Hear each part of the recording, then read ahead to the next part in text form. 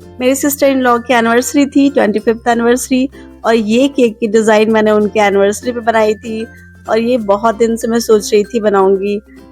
एक दिन पहले ही मैंने बैक टू बैक ऑर्डर्स अपने कंप्लीट किए थे और नेक्स्ट डे मैं निकल गई अपनी सिस्टर इन लॉ के घर पर जो फरीदाबाद में रहती है, और ये केक डिज़ाइन मैंने बनाया था उनके एनिवर्सरी पे। बहुत ही प्यारा सा केक टर्न आउट हुआ था और सुबह सुबह मैं निकल गई थी अपने हस्बैंड के साथ में उनके घर के लिए, क्योंकि मुझे केक बनाना था तो थोड़ा जल्दी जा रही थी, पर थोड़ी सी लेट हो गई थी।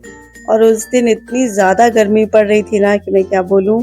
यहाँ पर जिस रूम में मैं बना रही थी वहाँ पे एसी भी प्रॉब्लम कर रही थी, बार बार ख़राब हो जा रही थी, ऑफ हो जा रही थी, और मैं बार बार सोच रही थी कि यार ये तो भाई बनेगा या नहीं बनेगा। मैं बहुत टेंशन में थी क्योंकि ना बहुत ज़्यादा मेल्ट होती है गर्मियों में क्रीम जो होती है, तो उसके कारण थोड़ा सा टेंशन हो जाता है। लाइफ में ऐसा भी टाइम आता है ना कि अगर एक कोई प्रॉब्लम आती है ना तो उसके साथ वो ढेरों प्रॉब्लम लेकर आ जाती हैं। तो मेरे साथ भी कुछ ऐसा ही चल रहा था कुछ दिनों से, और ये सेम हुआ। फिर मैंने केक को कंप्लीट किया और वेन्यू पे पहुंची, और उसके बाकी डेकोरेशन का पार्ट मैंने वहाँ पे कंप्लीट किया। ऑलमोस्ट सारे लोग चले गए थे और मैं ही बची हुई थी घर पर, और सभी चीज़ें को ढूंढ रही थी कहाँ क्या रखा हुआ है जिसे मैं अच्छे से लेकर के जाऊँ, डब्बे कहाँ रखे हैं, बॉक्स कहाँ रखा है, और ये सब कुछ लेकर के मैं पहुँच गई वेन्यू पर। और ये डेकोरेशन किया मैंने। इस केक की डेकोरेशन के लिए मैंने रियल फ्लावर्स यूज किए थे और यहाँ पर्ल्स भी यूज किए थोड़े से। रियल फ्लावर्स यूज करने से ना केक का जो लुक है बहुत ही एलिगेंट लगता है, और ये केक का बिल्कुल लुक एलिगेंट लग रहा था, बहुत सुंदर लग रही थी ये केक। और ये जो मैंने केक बनाया था इसका जो बॉटम लेयर है ये पाइनएप्पल फ्लेवर था और टॉप मैंने रखा था चॉकलेट फ्लेवर का, और ये इतना प्यारा लग रहा था ना केक बनने के बाद। वहाँ पे जितने भी लोग थे सभी को बहुत पसंद आया था। मैं ये डिज़ाइन काफ़ी टाइम से सोच रही थी बनाऊंगी किसी के एनिवर्सरी पे या फिर मैं किसी के एंगेजमेंट पर, और ये मेरी ननद के लिए मुझे बनाने का मौका मिला तो मैंने कहा बिल्कुल बनाऊंगी, क्यों नहीं बनाऊंगी। मेरी जो सिस्टर इन लॉ है वो भी केक बनाती हैं और बहुत ही ज़्यादा टेस्टी केक बनाती है। वो तो मुझसे पहले से बना रही है केक। और ये दो मेरी प्यारी प्यारी नीज़ है जिन्होंने मेरी हेल्प की थी ये वीडियो शूट करने के लिए।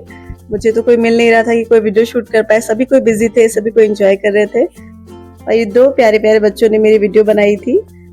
और ये देखिए ये केक का मेरा फाइनल लुक है। बीच में मैंने फ्लावर से भरकर स्पेशल लगाया था।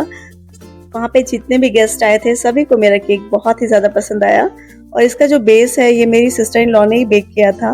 मैं बहुत ज़्यादा लेट हो गई थी तो उन्होंने ही कहा था मैं बेक कर देती हूँ, बाकी तुम क्रीम की आइसिंग और क्रम कोटिंग कर लेना। और ये देखिए जहाँ वेन्यू पे हम लोग गए थे ना वो बहुत ही सुंदर डेकोरेशन किया हुआ था वहाँ पे, तो मैंने थोड़ी सी छोटी सी क्लिप बनाई है। ये देखिए ये मेरी सिस्टर इन लॉ और मेरे जीजू है।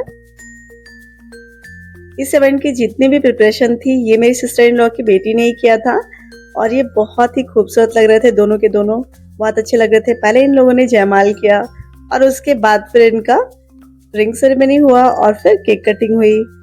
इन दोनों को देख करके लगता ही नहीं है कि इनके 25 साल पूरे हो चुके हैं शादी के, पर हाँ हो चुके हैं, और ये दोनों बहुत प्यारे लग रहे थे, बिल्कुल यंग है दोनों। और ये मैं खुद ही केक लेकर के आ रही थी, मुझे लगा अगर मैं किसी को दूंगी तो कहीं कोई गिरा ना दे। आराम से धीरे धीरे मैं लेकर के इसे चल रही थी, और यहाँ पे थोड़ा बहुत डांस वांस मस्ती हुआ, गाना बजाना हुआ, और उसके बाद फिर केक कटिंग हुई। इस इवेंट के बाद में लास्ट में मेरी सिस्टर इन लॉ की जो बेटी है उसने एक कविता सुनाई थी, और वो कविता बहुत ही ज़्यादा अच्छी थी, दिल को छू गई बिल्कुल। वो मैंने लास्ट में ऐड की है क्लिप को। और फिर हमने ढेर सारा डांस किया, गाना बजाना हुआ। दीदी के जो नेबर्स है वो भी बहुत प्यारे हैं, उनके साथ भी हमारा बहुत ही अच्छा बॉन्ड बना हुआ है। बहुत मजा आता है उनके घर जब भी जाते हैं, तब सब एक साथ में मिलके रहते हैं। ये मैंने बहुत छोटी सी कविता लिखी है जो मैं अपने मम्मी पापा को सारे कपल्स को डेडिकेट करती हूँ। बागीचे से गुलाब तोड़कर महबूब को पकड़ाया जाता है, कुछ इस कदर प्यार बताया जाता है। सही को सही और गलत को साफ इनकार कर प्यार सिखाया जाता है, कुछ इस कदर प्यार समझाया जाता है। और फिर रास्ते जैसे भी हो हाथ थाम कर रिश्ता निभाया जाता है, कुछ इस कदर प्यार दिखाया जाता है। जुबान से कहना आसान है मगर वफा की राहों में खुद को भुलाया जाता है, कुछ इस कदर प्यार जताया जाता है। और किताबों और गजलों में भी इश्क लिखा है, तुम आम रहकर खास हो जाओ, कुछ इस कदर प्यार सजाया जाता है। Thank you so very much. Event खत्म होने के बाद फटाफट हमने फोटोशूट भी करवाए थे, बहुत मज़ा आया था फोटोशूट में भी। और यहाँ पे मैं पूल साइड पे आ गई थी और थोड़े से क्लिक करवा रही थी अपने हस्बैंड के साथ में पिक्चर्स, और जितने रिलेटिव है सभी के साथ में यहाँ पे क्लिक कर रही थी पिक्चर्स को। बहुत मज़ा आया, यहाँ पे थोड़ा सुकून मिल रहा था। ये वेन्यू बहुत ही ज़्यादा अच्छी थी और इन्होंने बहुत ही अच्छी वेन्यू को बुक किया था, बहुत अच्छा लग रहा था यहाँ पे। फिर हम लोग गए घर पर और दीदी का गृह प्रवेश करवाया। शादी की छोटी मोटी रस्मों को यहाँ पे हमने सेलिब्रेट किया था साथ में, बहुत ही अच्छा लग रहा था। सबसे पहले दी की हुई आरती और फिर ये दी ने कलश को गिराकर घर में एंटर किया। और यहाँ पे मेरी जो नंद है इतनी प्यारी लग रही थी, बिल्कुल रियल ब्राइड लग रही थी, जैसे अभी इनकी शादी हो रखी हो।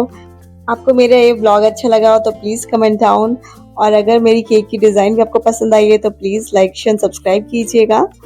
तब तक के लिए take care and bye bye.